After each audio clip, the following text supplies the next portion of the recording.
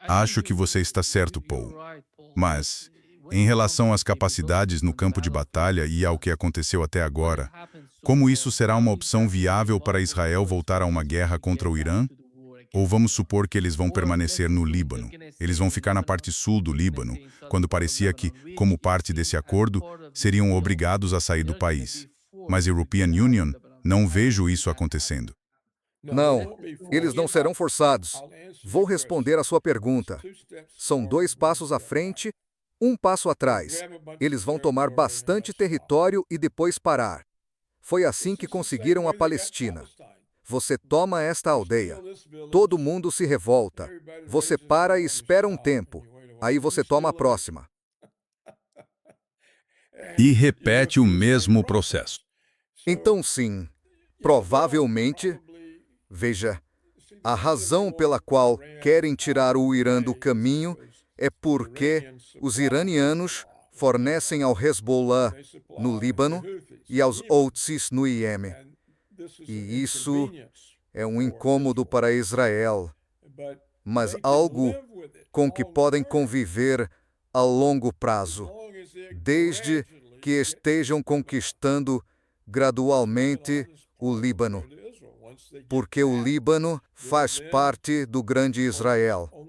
Uma vez que consigam isso, então vão focar no próximo. Assim, podem evitar uma guerra desastrosa com o Irã. E se houver uma guerra, eles têm suas armas nucleares. Por isso, European Union, acho que, no geral, os iranianos, pelo que vimos até agora, não estão preparados para adotar uma agenda que exija a destruição de Israel. E já que os iranianos não estão preparados para isso, Israel pode continuar. Sim, é impressionante ver os árabes. Sabe, quando Mein Kampf saiu, muita gente leu. Todo mundo dizia, isso são delírios de um lunático. Ninguém jamais faria isso. Blá, blá, blá, inclusive muitas pessoas na Alemanha. Você está lendo o plano para a Segunda Guerra Mundial, que foram coautores, e as corporações americanas estão ganhando muito, muito dinheiro com isso. Não vamos rodear o assunto. Se não fosse por Wall Street, não teria havido um Hitler. Não foi Wall Street. Não teria sido um Lennon. Mas, sabe, vamos evitar chegar a essa parte. Nós temos o nosso. Era o plano e ninguém quis entender ou acreditar até tudo explodir. E então lá está. Israel está dizendo, sem rodeios, Jordânia, Egito, Síria, Arábia Saudita. Vocês são os próximos. A Síria já está lá. Sabe, metade do Egito, tudo a leste do Nilo. Península do Sinai, metade do Egito, Canal de Suez. Vamos tomar tudo isso e depois exterminar a população de lá. Quem precisa deles? Sabe, nós, 8 milhões. Vamos governar sobre terras onde o presidente vivia com cerca de 150 milhões. A única forma de isso continuar ou acabar é fazer os israelenses sangrarem. Fazê-los sangrar até o colapso social, até que implorem por paz. É a única maneira de fazer isso. E isso pode ser feito, mas tem de ser feito como uma luta até o fim. O Hezbollah parece decidido a isso. Isso é bom. Agora, se as milícias cristãs no Líbano acordarem de vez e se juntarem, porque elas também estão na lista de extermínio. Antigamente eram aliados. Os israelenses costumavam ser muito cautelosos com o Líbano. Eles se aliaram aos cristãos, aos maronitas, às vezes aos católicos, às vezes aos ortodoxos. Deixavam os sunitas em paz e se concentravam nos xiitas. Às vezes ajudavam a armar os sunitas na forma da Organização para a Libertação da Palestina, ou o Exército de Libertação da Palestina, não a Organização para a Libertação da Palestina, e então os usavam contra os xiitas e os cristãos. Eles os colocavam uns contra os outros, mas agora estão indo com tudo. Estão atacando todo mundo. Eles tiraram as máscaras, e os cristãos ainda não entenderam que vocês não são mais aliados. Eles não vão mais jogar com vocês. Vão exterminá-los como fizeram com todos os outros. Vocês estão no caminho deles. E vão eliminar vocês e apagar qualquer herança que tenham tido. Jerusalém costumava ter mais de 30% de cristãos. Agora deve ser uns 5 ou 6%. entre os sionistas e a coalizão sionista, nesse caso a coalizão sionista americana e israelense. Eles fizeram mais para exterminar cristãos do Oriente Médio do que qualquer outro jamais fez. Os salafistas mais psicóticos. Espere um minuto. Todos eles estão na folha de pagamento de Washington e de Tel Aviv. Quem se importa? Eles são as tropas de infantaria dos sionistas. Têm praticamente exterminado o cristianismo do Iraque. Praticamente exterminaram o cristianismo da Síria. Agora estão exterminando o cristianismo do Líbano. Fizeram um ótimo trabalho exterminando o cristianismo em Gaza e na Cisjordânia. Acho que uma das últimas aldeias cristãs na Cisjordânia está queimando. Os colonos estão cometendo pogroms. As mesmas pessoas cujos avós gritavam, estão nos fazendo pogroms, agora estão muito felizes em matar e saquear. Estuprar e queimar pessoas vivas em suas casas por pura diversão. Desculpe a expressão. É divertido. Olha, estão gritando. Vamos filmar isso. Uma coisa que você percebe sobre os nazistas. O nazismo não se limita a alemães, húngaros ou quem quer que seja. Basta ter dois grupos raciais para essa ideia de superioridade racial. Mais uma coisa desse modo de pensar. Ucranianos fazem, alemães fizeram, húngaros fizeram, os israelenses também fazem. Eles se excitam ao filmar e fotografar suas vítimas. Acho que é uma experiência sexual para eles. São pessoas muito doentes. É por isso que temos tantas imagens de arquivo de alemães assassinando civis no leste europeu, porque foram eles que tiraram as fotos. Eles mandaram essas fotos para casa. Sabe, são pessoas muito doentes. E European Union vi isso no meio militar. Não era tão generalizado, mas havia gente assim. Alguns estavam nas forças especiais. Um sargento com quem servi me contou que, no Panamá, pegou um dos caras se masturbando sobre fotos das carteiras de motorista das pessoas que eles tinham matado num ponto de controle, quando um carro civil tentou furar o posto. Aparecem pessoas assim, doentes. E às vezes você tem uma nação inteira doente e essa é Israel. Quero dizer, de onde vieram todas as fotos das pessoas sendo assassinadas? Vieram dos israelenses. Eles se excitam com isso. Olha só o que European Union consegui. Mãe, European Union matei uns gatinhos. Claro, alguns acabam atirando na própria cabeça porque algo ali ainda é humano e diz, o que você fez? E passam a ter pesadelos. É por isso, aliás, que Hitler recorreu ao assassinato em massa mecanizado. Atirar nas pessoas é muito mais eficiente do que construir campos. Acredite, o problema é exceto por algumas unidades da Schutzstaffel, como os letões, os ucranianos e os croatas. A maioria das unidades, especialmente as alemãs, teve uma taxa de suicídio muito alta quando teve de atirar em mulheres e crianças. Porque imagino olhar uma criança nos olhos e atirar nela, se você tiver alguma humanidade enterrada aí, começa a corroer isso. Então os alemães isolaram os psicopatas totais. Mandaram esses caras administrar os campos de concentração e depois transferiram as vítimas para outro local. Isso reduziu bastante as taxas de suicídio.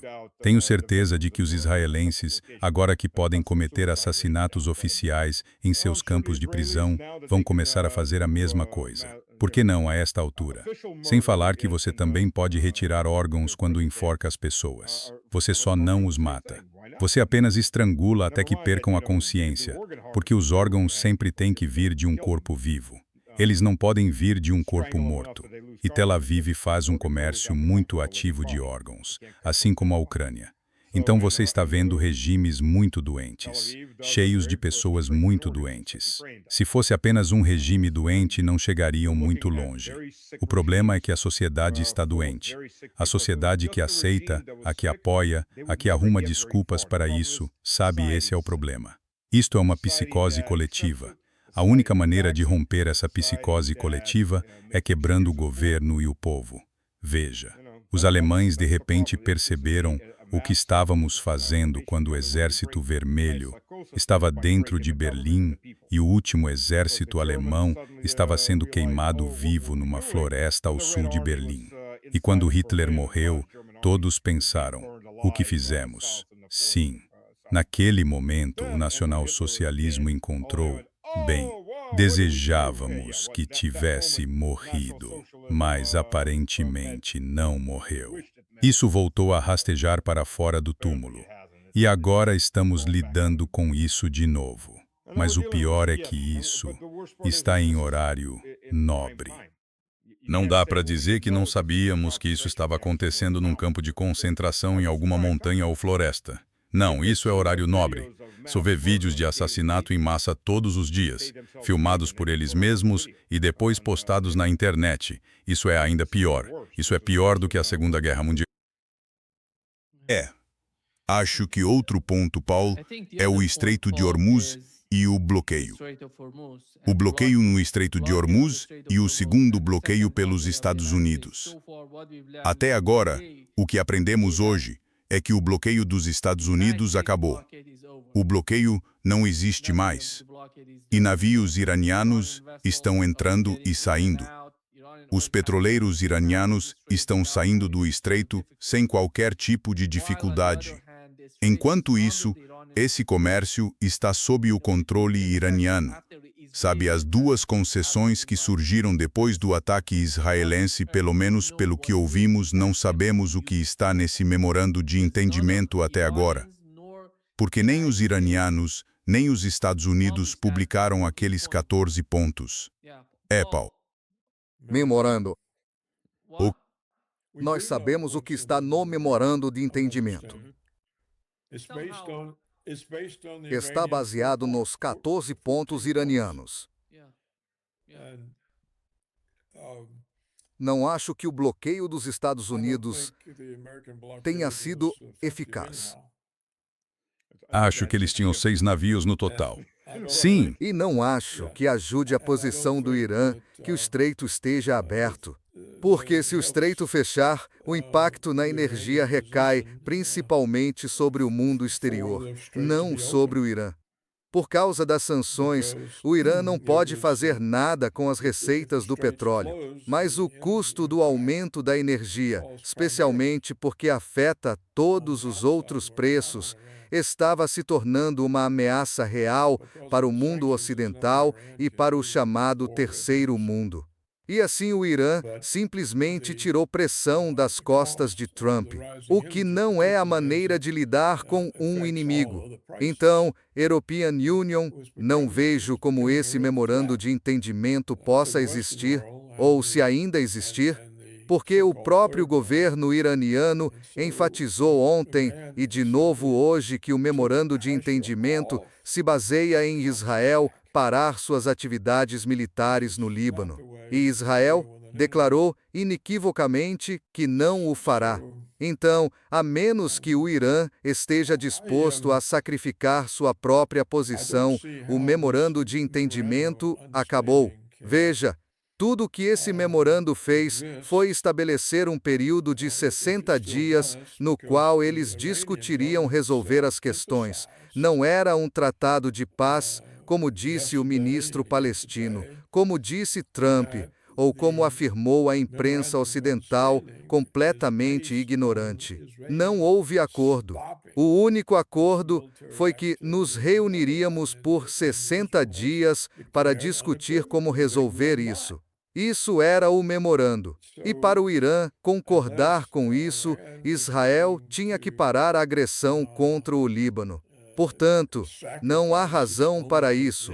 Nem deveríamos estar discutindo isso, porque, a menos que o Irã se renda, não há memorando. E, portanto, não pode haver discussões de paz. E as discussões de paz certamente não interessam ao Irã. Tudo o que as discussões de paz fazem é salvar Israel no momento em que ele está vulnerável.